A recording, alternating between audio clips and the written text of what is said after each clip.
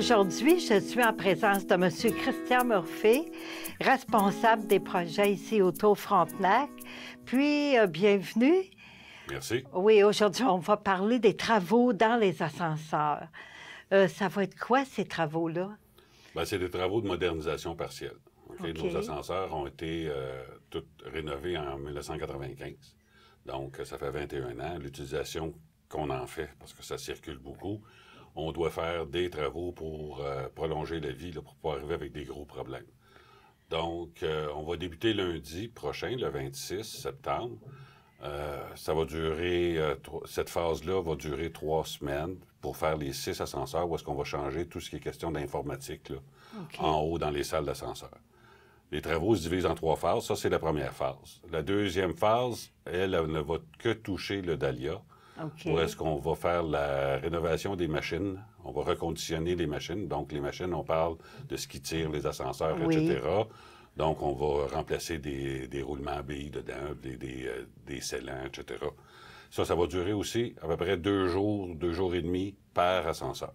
OK. La troisième phase va avoir lieu plus tard, peut-être plus vers la fin novembre, où est-ce que là, on va changer toutes les portes palières. Donc, les portes que vous voyez quand vous attendez l'ascenseur vont tout être changées, ainsi que les cadres. Puis ça, on fonctionne à peu près à 4 étages par jour. OK. Donc, on a 6 ascenseurs, 4 étages par jour.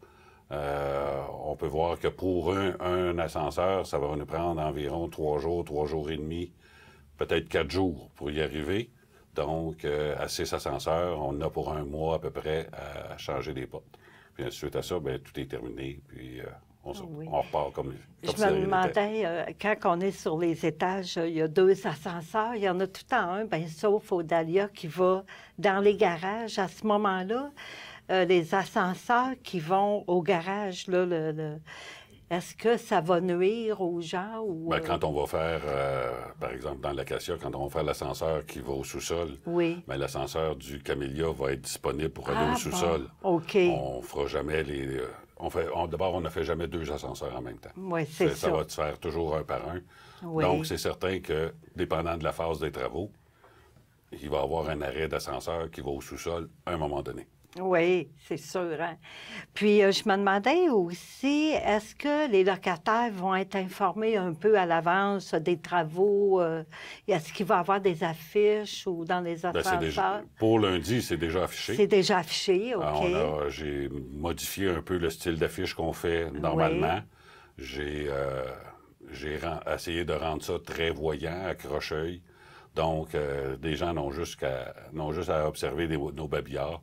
Et puis, ce qui est souligné en jaune, c'est la phase qu'on entreprend.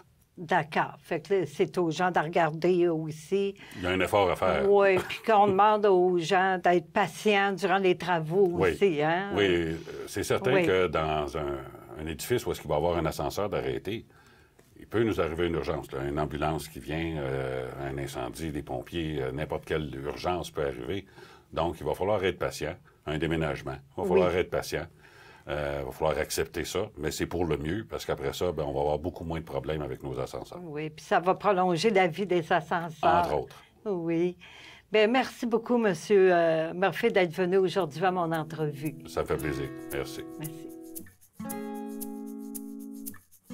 Les résidents des Tours Frontenac sont invités à être attentifs à l'affichage sur les babillards situés dans les corridors des tours pour en savoir plus sur la restauration des ascenseurs.